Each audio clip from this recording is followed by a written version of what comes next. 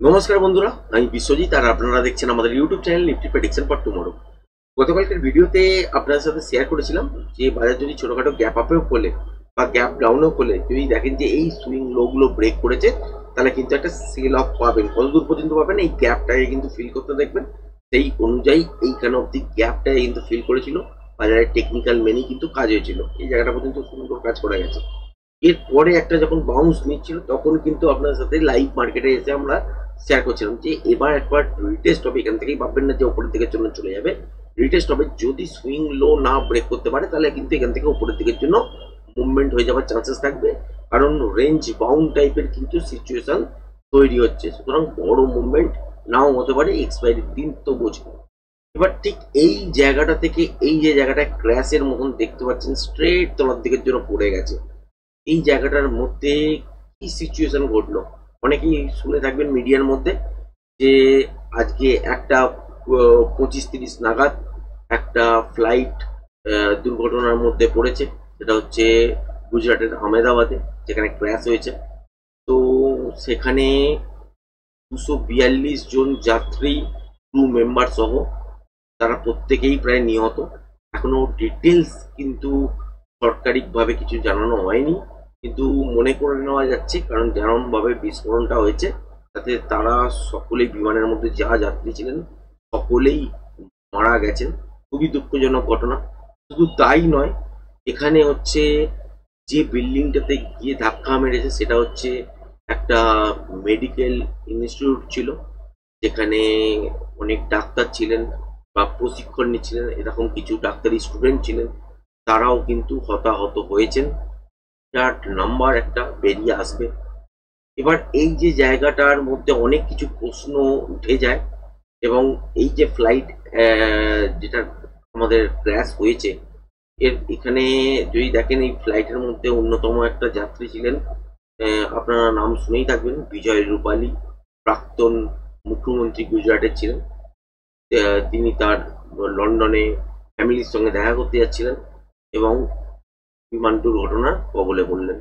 তো এইরকম অনেক ব্যক্তিত্বই ছিলেন। এবার এটা নর্মাল যদি দুর্ঘটনা ঘটে তাহলে একরকম, কিন্তু এই ঘটনাটা সঙ্গে ভাববেন যে একটা ফ্লাইট দুর্ঘটনা হয়েছে, তাতে কেন মার্কেটের মধ্যে এই ক্র্যাশের সিচুয়েশন বা এরকম টাইপের মুভমেন্ট তলার দিকের জন্য দেখতে পারি। এটা কি নর্মালি মুভ ছিল? এটা নর্মাল মুভ নয় বন্ধুরা, এটা হচ্ছে প্যানিক মোডে। কারণ এটা ধরা হচ্ছে এই মুহূর্তে যে এখানে আরো অনেক কিছু ঘটনা ঘটলেও ঘটতে পারে। যেমন 9/11-এ দেখেছিলেন যে টেররিস্ট অ্যাটাক হয়েছিল। তো সুতরাং এইটা কোনো রকম টেররিস্ট অ্যাটাক কিনা সেটা ব্ল্যাক বক্স উদ্ধার করার পর যখন পরীক্ষা নিরীক্ষা হবে তখনই কিন্তু ক্লিয়ার হবে, তার আগে ক্লিয়ার হবে না। সুতরাং আপাতত কিন্তু ধরে নেওয়া যেতে পারে যে একটা 600 থেকে 900 মিটার উপরে 2-3 মিনিট 4 মিনিট ফ্লাই করার পর ইঞ্জিন কিভাবে বিকল হয়ে গেল। কারণ এই মুহূর্তে যেটুকুনি শোনা যাচ্ছে সেইটুকুনি হচ্ছে প্যারিস থেকে বিমানটা কিন্তু ইন্ডিয়াতে এসেছিল, তখন কোনো প্রবলেম ছিল না। তার আগেও কিন্তু ইন্ডিয়ার মধ্যে কোনো ট্রিপ হয়েছিল, তাতেও কোনো প্রবলেম ছিল না। মাত্র 11 বছর বয়স বিমানটার, সেই বিমানটা কিন্তু চলমান, এবং প্রত্যেকটা উড়ানের আগে, মানে প্রত্যেকবার ফ্লাই হবার আগে একবার করে হেলথ সার্টিফিকেট কিন্তু ইস্যু করা হয় বিমান সম্পর্কে প্রত্যেকটা ফ্লাইটেরই। সেইগুলো যদি দেখেন তাহলে হেলথ সার্টিফিকেটও কোনো কিছু ধরা পড়েনি। তাহলে এমন কিছু ঘটলো যেখানে দুটো ইঞ্জিন একটা বিমানের মধ্যে থাকে, একটা বিমানের ইঞ্জিন যদি বিকল হয়ে যায় তাহলে দ্বিতীয় ইঞ্জিনটা কিন্তু সাবস্টিটিউট হিসাবে কাজ করতে থাকে। সেই কাজটা কিন্তু করতে পারলো না, এবং 50 সেকেন্ড 60 সেকেন্ডের মতো সময় পেয়েছিলেন। তারপরে বাদ বাকি ডিটেলস এগুলো তো আসবেই। তো এই যে মুভটা হয়েছে এটা এক্সপায়ারি তো এক ছিলই, সেই সেন্টিমেন্টটা কাজে লেগেছে। আর তার সঙ্গে সঙ্গে যে অ্যাটাক হলেও হতে পারে সেইটার যে নার্ভাসনেস, সেই জায়গাটা কিন্তু দেখতে পাচ্ছি আমরা এখান থেকে এতদূর পর্যন্ত পড়েছে। অনেকেই ভাববেন যে এটা একটা ফ্লাইট শুধুমাত্র বা কিছু সংখ্যক 250-300 লোক মারা গেছেন, তাতে কি এমন ঘটনা ঘটলো যে আলটিমেট আমাদের মার্কেট ক্র্যাশ করতে পারে। কারণ এটাও একটা ইকোনমিক্স জায়গা। তো এটার মধ্যে বুঝতে গেলে আপনাকে প্রথমেই বুঝতে হবে মার্কেট প্রথমেই যেটা ধরে নেয় সেটা হচ্ছে প্যানিক। এটা নর্মাল দুর্ঘটনা মনে করার মতন সেরকম জায়গায় বা সিচুয়েশনে নেই, কারণ কয়েকদিন আগেই দেখেছেন অলরেডি ইন্ডিয়া পাকিস্তান কিন্তু একটা যুদ্ধের মধ্যে জড়িয়ে পড়ছিল। সেখানে যুদ্ধ যুদ্ধ কিছুটা হয়েছিল, কিন্তু অ্যাকচুয়াল তো ফুল ফ্লেশ ওয়ার নয়, তো ট্যাকটিক্যাল কিছুটা ওয়ার হয়েছিল। তারই কোনো রকম রিয়াকশন বা কিছু কিনা সেটা খতিয়ে যতক্ষণ না দেখতে হবে ততক্ষণ কিন্তু মার্কেট প্যানিক অ্যাটাকের মধ্যে কিন্তু চলে গেছে, সেটারই কিন্তু রিয়াকশন দেখতে পেয়েছে। অনেকেই ভাববেন হয়তো একটা বিমান দুর্ঘটনার মধ্যে কি হয়েছে তাতে এইরকম করে মার্কেট পড়ার কি আছে, অন্য কোনো কারণ হবে, তারা তাদের মতন কারণ খুঁজতে পারেন। কিন্তু আলটিমেট যখনই একটা কোনো দুর্ঘটনা ঘটে তার মধ্যে পসিবিলিটিস কি আছে, এটা নর্মাল ঘটনা নাকি এটা নর্মাল নাকি অ্যাবনর্মাল, এই জায়গাটা খোঁজার চেষ্টা করা হয়। যদি অ্যাবনর্মাল কিছু থাকে তাহলে রিয়াকশন এরকমই আসে। যাই হোক, মোটামুটি এই মুভমেন্ট দেখেছি। আজকের দিনে দেখতাম না যদি এই ঘটনাটা এই সময়ে যদি না ঘটতো, যদি মার্কেট আওয়ার্সের পর ঘটতো তাহলে এই এই সিচুয়েশনটা হয়তো দেখতে পেতাম না। কিন্তু যেহেতু মার্কেট আওয়ার্সের মধ্যেই এই সময় খবরটা এসছে, তারপর থেকেই কিন্তু এইরকম মুভমেন্ট বাজারের মধ্যে আমরা দেখেছি। যাই হোক, গতকালকের যে ভিডিওতে আপনাদের সাথে শেয়ার করছিলাম যে এই জোনটা বা এই জোনটা এই যে জায়গাটায় মোটামুটি গ্যাপটা কিন্তু ফিল করে দিয়েছে। এখানে 3 দিন 4 দিন ধরে যেটা করতে পারছিল সেটা কিন্তু এখানে ফিল করে দিয়েছিল। সুতরাং এই যে মুভটা হয়েছে সেটা ছেড়ে দিন। এই মুভটা বাজার যেরকম প্যানিক মোডের মধ্যে এসছে, কালকের দিনে গ্যাপ আপের সঙ্গে খুললেও উপরের দিকের জন্য এইসব জায়গায় আবার চেস করলেও দেখতে পাবো। এবার কালকের দিনের জন্য কি ঘটনা ঘটতে পারে, এক হচ্ছে গ্যাপ ডাউন হতে পারে, কারণ বুঝতেই পারছেন যে আলটিমেট এই জোনটা আপনার সাথে লাইভ মার্কেটেও বলছিলাম যে এই জোনটা ব্রেক করে দিলে একমাত্র কিন্তু এই জায়গাটা দেখতে পাচ্ছেন যেটা, সেটা হচ্ছে 24,680-82 এই জায়গাটা, এর কাছেই একমাত্র সাপোর্ট আছে। তার আগে বাজার যদি মনে করে তাহলে সেখানে একটা সাপোর্ট নিতে পারে কিরম ভাবে, নিজের ইচ্ছা মতন। যেমন এখানে দেখতে পেয়েছেন যে এখান থেকে স্ট্রেট মুভ হয়েছে এতটা পর্যন্ত, তারপর একটা বাউন্স হয়েছে, তো এটা নিজের ইচ্ছা মতন সাপোর্ট নিয়েছে। এছাড়া বাজার চললেই কিন্তু আলটিমেট এখান থেকে তলার দিকের জন্য চলতে পারতো, বা এখান থেকে তলার দিকের জন্য এখনো কিন্তু চলতে পারে। এই জায়গাটার কাছাকাছি গ্যাপ ডাউনের সঙ্গেও খুলতে পারে, বা ফ্ল্যাট বা ছোটখাটো গ্যাপ ডাউন হয়েও স্ট্রেট তলার দিকের জন্য পড়তে পারে। এবার কোন জায়গাটা খেয়াল রাখবেন সেটা হচ্ছে এই জায়গাটা, যেটা হচ্ছে 24,700 থেকে 680, এই জোনটার মধ্যে কিন্তু আপনারা খেয়াল রাখবেন বাজার গ্যাপ ডাউনের সঙ্গে খুলছে নাকি মোটামুটি ফ্ল্যাট খুলে তলার দিকের জন্য আসছে, নাকি ছোটখাটো গ্যাপ ডাউন হয়ে একবার চেস করার চেষ্টা করেছে তারপর তলার দিকের জন্য আসছে, এটা কি খেয়াল রাখবেন। আর দ্বিতীয় হচ্ছে খেয়াল রাখবেন সেটা হচ্ছে গ্যাপ আপ হচ্ছে কিনা। যদি দেখেন যে গ্যাপ আপ হচ্ছে তাহলে এই লেভেলটার ওপরে কমসে কম হচ্ছে কিনা, যেটা হচ্ছে 24,920, এইটার উপর যদি গ্যাপ আপ হয় একটা ডিপ নিতেই পারে। নেওয়ার পর দেখবেন যে আর সুইং ব্রেক করছে না, তখনই কিন্তু এখান থেকে যখন ব্রেক করে ওপরের দিকের জন্য মুভ করবে সেক্ষেত্রে 25,050 থেকে 75-80 এই জোনটার কাছাকাছি পর্যন্ত ফার্স্ট টার্গেট পাবে। এরপর দেখতে হবে যে কন্টিনিউশন প্যাটার্ন যদি তৈরি হয় তাহলে এখান থেকে ওপরের দিকের জন্য মুভমেন্ট হবে। আর যদি এই সব জায়গায় দেখা যায় রিভার্সাল প্যাটার্ন, আবার তলার দিকের জন্য মুভমেন্ট হবে। এবার কন্টিনিউশন প্যাটার্ন হলে কতটা মুভ আসতে পারে বা রিভার্সাল প্যাটার্ন হলে কতটা তলার দিকের জন্য করতে পারে, তার জন্য ইন্ট্রাডেতে ফ্রেশ প্রাইস অ্যাকশন দেখার পর আপনাকে পজিশনাল লেভেল কাউন্ট করতে হবে, তারপরে কিন্তু তলার দিকের জন্য মুভমেন্ট দেখতে হবে বা উপরের দিকের জন্য মুভমেন্ট দেখতে হবে, এবং সেই হিসাবে ট্রেডিং সেটআপ কিন্তু অ্যাক্টিভ হবে। এবার যদি গ্যাপ আপ হয় এই লেভেলটার উপর, তারপর একটা ডিপ নেয় আর সুইং লো যদি না ব্রেক করে তারপর যদি আবার উপরের দিকের জন্য মুভ করে তাহলে একটা মর্নিংয়েই উপরের দিকের জন্য ট্রেড পেতে হবে। এবার যদি গ্যাপ ডাউন হয় সেক্ষেত্রে 24,800, 780 এইসব জায়গায় খোলার পর একটা চেস করার জন্য উপরের দিকের জন্য যেতেই পারে। সেক্ষেত্রে দেখবেন যে 24,920 আর ব্রেক করছে না, চেস করতে গিয়ে দেখলেন যে ফেল হলো এবং তলার দিকের জন্য মুভ করলো, সেই ক্ষেত্রে রিভার্সাল সাইন দেখলে এখান থেকে শর্ট করা যেতে পারে এবং তলার দিকের জন্য টার্গেট এই সুইং লোটার কাছাকাছি পর্যন্ত আপনারা ধরে নিতে পারেন, বা যতক্ষণ পর্যন্ত বাজারের মধ্যে মোমেন্টাম থাকবে ততক্ষণ পর্যন্তই কিন্তু এই জোনটার কাছাকাছি গিয়ে হোল্ড করা যেতে পারে। মানে যদি দেখেন গ্যাপ ডাউন হয়েছে, গ্যাপ ডাউনের পর উপরের দিকের জন্য যাওয়ার চেষ্টা করেছে আর যেতে পারছে না, আবার মুভ ঘুরেছে তলার দিকে এবং রিভার্সাল সাইন পেয়েছেন, তাহলে এখান থেকে শর্ট করা যেতে পারে 24,700 থেকে 680 এই জোনটার কাছাকাছি বাজার যখন আসবে, বা তার আগে যতক্ষণ পর্যন্ত মোমেন্টাম থাকবে বা এই লেভেলটাকে ব্রেক করেও যদি মোমেন্টামের সঙ্গে চলে তাহলে ততক্ষণ পর্যন্ত হোল্ড করবেন।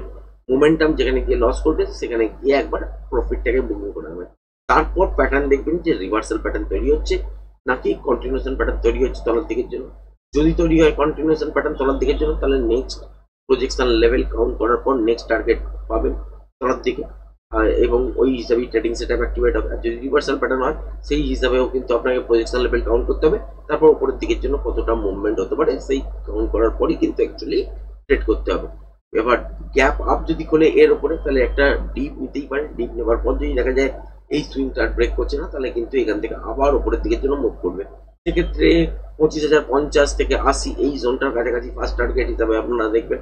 এই জায়গাটার কাছাকাছি আসার পর বা এর উপরে যতক্ষণ মোমেন্টাম থাকবে বা এর কাছাকাছি যতক্ষণ মোমেন্টাম থাকবে ততক্ষণ পর্যন্ত হোল্ড করবেন, তারপর একবার এক্সিট করবেন, তারপর প্যাটার্ন তৈরি করতে দেবেন। যদি এখানে রিভার্সাল প্যাটার্ন তৈরি হয় বা কন্টিনিউশন প্যাটার্ন তৈরি হয়, যদি কন্টিনিউশন প্যাটার্ন তৈরি হয় তাহলে উপরের দিকের জন্য মুভমেন্ট পাবেন, যদি রিভার্সাল প্যাটার্ন তৈরি হয় তাহলে এখান থেকে আবার তলার দিকের জন্য মুভমেন্ট পাবেন।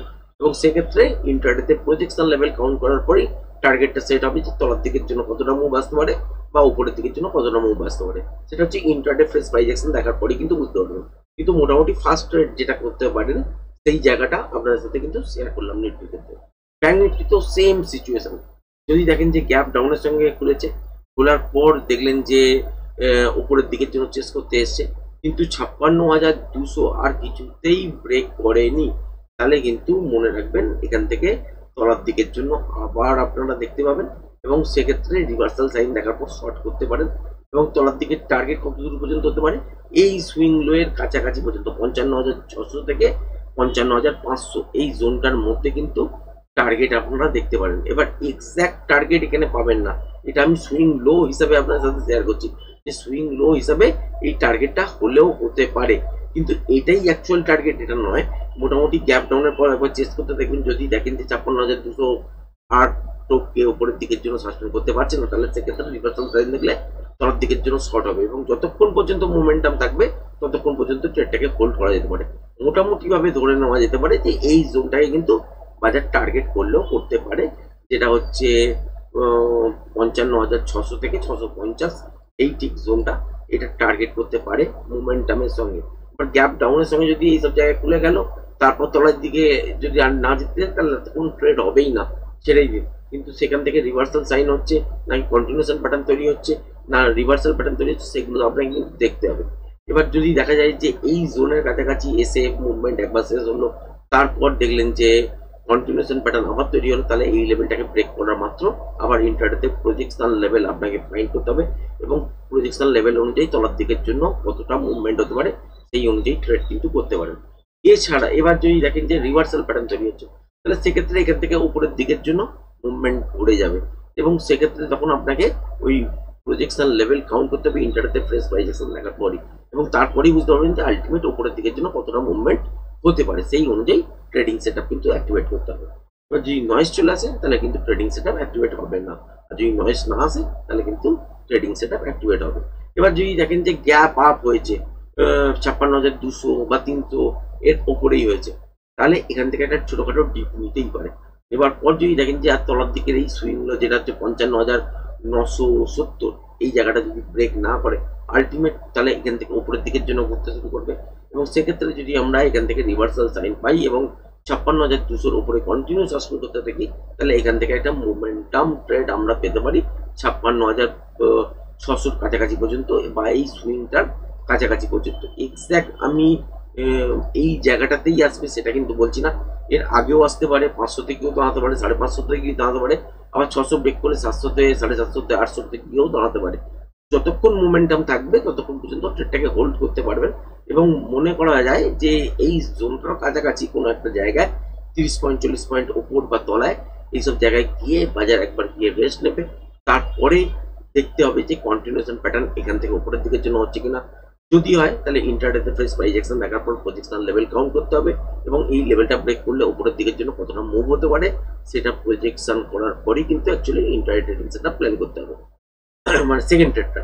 আর যদি এইসব জায়গায় রিভার্সাল প্যাটার্ন তৈরি করা যাবে মানে তৈরি করে বাজার, তাহলে সেক্ষেত্রেও আমাদের কিন্তু দেখতে হবে যে প্রজেকশন লেভেল নিচের দিকের জন্য কতটা পর্যন্ত আসছে এবং সেই অনুযায়ী ইন্টারডেতে ট্রেড কিন্তু আপনাকে করতে হবে এবং সেই অনুযায়ী প্ল্যানও সাজাতে হবে। যদি নয়েজ চলে আসে সেকেন্ড হাফে বা সেকেন্ড ট্রেডটা করার সময়, তাহলে কিন্তু ট্রেডিং সেটআপ থেকে অপশন বায়ার যারা তারা কিন্তু অ্যাভয়েড করার চেষ্টা করবেন।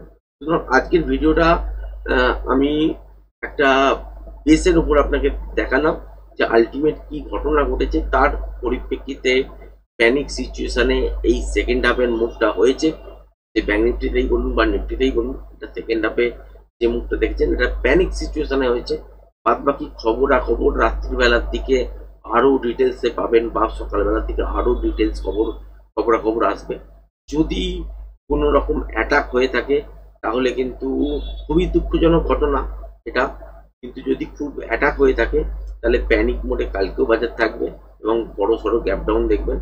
আর যদি নর্মাল কোনো ঘটনা ঘটে থাকে তাহলে কিন্তু বাজারের মধ্যে সেই রকম কিছু এফেক্ট পারবেন না, মোটামুটি এটাকে রিকভারি করার চেষ্টা কিন্তু করবে।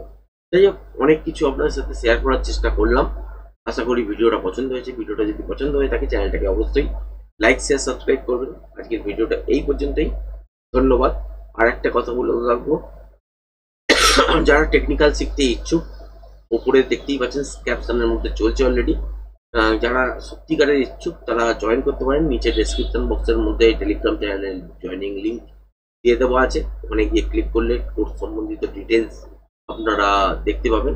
আগামী 13ই জুন থেকে হচ্ছে না, ওটা মোটামুটি আগামী 15ই জুন থেকে রবিবার থেকে ক্লাসটা শুরু করার চেষ্টা করব, কারণ শরীরটা একটু খারাপ আছে, সেই জন্য দেখতেই পাচ্ছেন রেগুলার বেসিস আমি একটু ভিডিওটা একটু রাত্রের দিকেই করছি।